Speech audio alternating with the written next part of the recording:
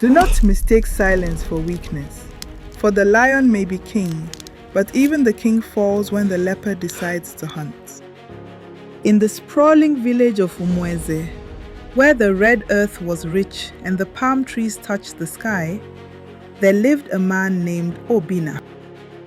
Obinna was not just a man, he was an institution. He walked with the heavy rhythmic thud of a soul who believed the world was his footstool. He had shoulders broad enough to carry the village's admiration and pockets deep enough to silence its elders. But behind the high walls of his compound, obscured by the noise of his wealth, lay a silent graveyard of joy.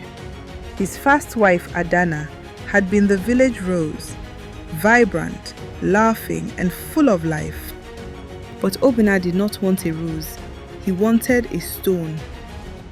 He wanted something that occupied space but made no sound. The abuse was not sudden. It was a slow, suffocating fog. It started with words, sharp arrows targeting her spirit. Why is your laughter so loud? Do you want the neighbors to think you are a harlot? Why is the yam porridge not steaming? Do you wish to freeze my insides? Then the words turned to hands. The first time he struck her, it was because she had hummed a song while he counted his money. By the third year, Adanna, whose laughter once made birds jealous, had become a shadow. She moved to the compound like a ghost, terrified that the sound of her own breathing would offend the master of the house. Tragedy struck on a rainy night during the festival of New Yams. Adanna, weakened by years of malnutrition because Obinna believed a full stomach made a wife arrogant, carried a burden too heavy for her. Her body, pushed beyond its limits, finally collapsed. Obinna did not run to help her. He merely stepped over her body to check if the clay pot had broken. Adanna lost the baby that night. And 3 days later, her grief and her broken body gave up the ghost. She died with her eyes wide open, a silent prayer for release frozen on her lips. The village wept for her, but they wept in whispers. For Obinna, wealth was a heavy blanket that smothered the truth. The funeral of Adanna was the grandest Umweze had ever seen. Obinna made sure of it. He hired the loudest mourners and threw himself upon her grave, wailing about how death had robbed him of his angel. It was a performance worthy of a king. The elders nodded in sympathy, and the young men resolved to love their wives as deeply as Obinna appeared to love his. Only the wind knew the truth, carrying the cold scent of his hypocrisy. But even as the dirt was settling, Obinna's mind was wandering. He did not miss Adanna. He missed his cook. He missed his cleaner. He missed having a punching bag to absorb his frustrations. He waited for the customary 6 months of mourning, tapping his foot with impatience. When the time was up, he swore he would not make the same mistake twice. Adanna had family who asked questions. Find me a woman from the distant mountains, a woman who knows hardship. And above all, find me a woman who speaks only when spoken to, a woman with no voice. He searched for perfection in silence until he found her. Her name was Zuri, an orphan living with a distant aunt who treated her like a slave. Zuri was stunning, with skin like polished ebony, but she kept her eyes lowered, flinching at loud noises. Obinna watched her from afar. He saw a limping gazelle. He saw a victim already made. Perfect, he whispered. She is already broken. I won't even have to do the work. He paid her bride price, a sum so large her aunt practically pushed Zuri out the door. There were no tears of parting, just the transaction of a life sold. Zuri followed him, silent and meek, leaving behind the only hell she knew, only to enter the golden cage of another, or so Obinna thought. Zuri arrived with nothing but a bundle of clothes and a terrifying silence. For 4 months, she was invisible. She walked before the rooster crowed, the swish-swish of her broom the only sound. She cooked meals that tasted like heaven and scrubbed the floors until they mirrored Obinna's vanity.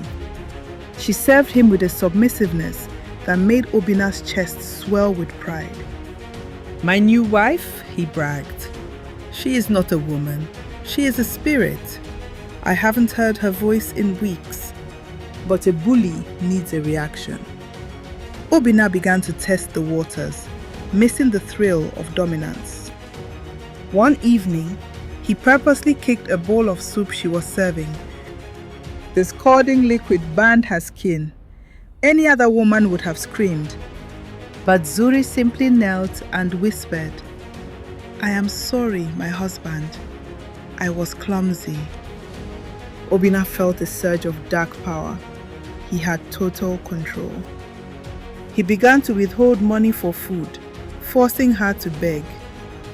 He treated her like furniture, confident she was too weak to break. But Obinna did not see what was happening in the shadows. When Zuri went to the market, she wasn't just buying vegetables, she was listening. When she cleaned his room, she was mapping his secrets, finding where he hid his deeds and his gold. And while he slept, the heavy sleep of a glutton. Zuri was in the backyard, her body moving with a terrifying strength.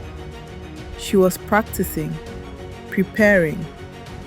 Zuri was not a lamb. She was a leopard who had painted on the spots of prey, waiting for the right moment to bite. The trap was sprung, not with violence, but with chaos. It began small. "The rats, my husband," she cried. "The rats in this house are getting bold." He would go to his safe, only to find the cowrie short. "I have not touched it," Zuri would weep. "Perhaps you miscounted in your sleep. You work so hard." Obinna, arrogant and forgetful, began to doubt his own sanity. He started shouting at invisible enemies, losing his grip on reality, while Zuri played the role of the concerned, terrified nursemaid. Then came the isolation. Zuri went to the village women, tears streaming down her face. "He talks to spirits," she whispered. "He screams at night. I'm afraid for him." The village, already suspicious, began to look at Obinna as a madman. His business partners pulled out of deals, whispering that his mind was rotting. Obinna found himself bankrupt of respect and running low on coin. He came home one evening, furious, drunk, and needing someone to blame. He needed to hurt someone to make himself feel big again. He stormed into the kitchen where Zuri sat, calm as the eye of a storm. "You witch!" he roared. "You have poisoned the village against me." He unbuckled the heavy leather belt, the same one he had used to terrorize Adanna. "Today you will speak," he hissed. "Today you will scream." He raised the belt high, aiming to break her spirit once and for all.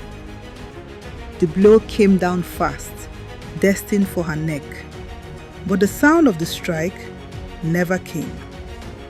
In a movement too fast for a drunken eye to follow, Zuri's hand shot up. She caught the leather belt mid-air. Obinna froze. He pulled, trying to yank it back, but the belt was rooted in stone. He looked down, and for the first time, he looked into Zuri's eyes. The fear was gone. In its place was a cold, ancient fury. She stood up, and the room seemed to shrink around her. "You wanted a quiet wife, Obinna," she said, her voice clear and commanding. "But you forgot that death is the quietest thing of all, and you have courted death for too long." Fueled by rage, he lunged, but Zuri moved with the grace of a dancer. Over, she swept his legs, sending the big man crashing face first into the mud floor. Before he could rise, she pinned him, twisting his arm until he howled, a high-pitched sound of shame. "Adanna's spirit says hello," she whispered into his ear. Who are you?" he gasped. "I am not an orphan, Obinna. I am Zuri of the Hill Tribes, daughter of the wrestling champion. My aunt did not sell me. We paid her to let me enter your house. We heard what you did to the first one, how you broke a butterfly because you couldn't admire its wings." She yanked him up and threw him into a chair like a rag doll. "Sit. From this moment, your hands will never be raised in anger again. If you try, I will break them. If you run, I will hunt you. If you speak, the village will know about the debts you owe and the laws you broke. I own you now," she declared. The realization washed over Obinna. The predator had become the prey, and the golden cage he built for others had just locked him in. The transformation of Obinna was absolute and terrifying to behold. The man who once strutted like a peacock now scurried like a rat. Zuri took over his businesses. She was shrewd and fair, restoring the wealth he had squandered. But he kept every coin and every deed in her own name. Obinna was given the domestic duties, a punishment fitted to his crime. The village watched in stunned silence as the former big man walked to the stream. Water splashed down his face like the tears he once caused others to shed. He washed the clothes, he scrubbed the floors, he learned the weight of service. And if the salt was lacking, Zuri would simply look at him and he would scramble to fix it. Terrified of the woman who slept with the strength of 10 men. One evening, the elders came to visit, concerned about the rumors. They entered the parlor and stopped dead in their tracks. There was Zuri, sitting on the master's throne, calm and regal. And there was Obinna, on his knees, scrubbing the floor. "Is this proper?" an elder asked. Obinna has found his calling. He always wanted a perfect, quiet home. He is ensuring it stays that way. Isn't that right, husband? Obinna looked at the woman who had broken him. "Yes, wife," he whispered. "It is proper." And so, the legend of Obinna and Zuri spread, a warning echoing through generations. Do not mistake silence for weakness, for the lion may be king, but even the king falls when the leopard decides to hunt. Thanks for watching. Like and subscribe for more interesting stories.